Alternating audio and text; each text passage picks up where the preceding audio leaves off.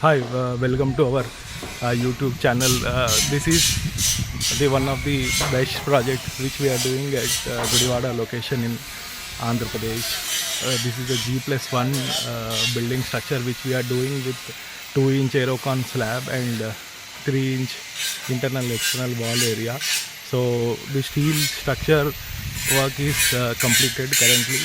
So slab, you can see this 2-inch slab work is going on, and also partial steps, staircase work, and full welding things are going on. So we have done proper steel fabrication here, and once this internal external walls work is done, we'll explain you how the waterproofing works here.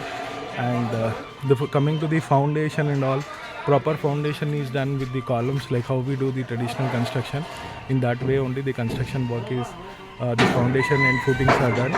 So these villa aerocon walls are basically lightweight, fireproof, fire rated, heat proof, soundproof, and waterproof and termite proof panels, which can be used as an infill partitions and also as the slab also. If proper waterproofing is done, this can be used. Most of the people, they don't have the idea about the waterproofing these things. And also you can see these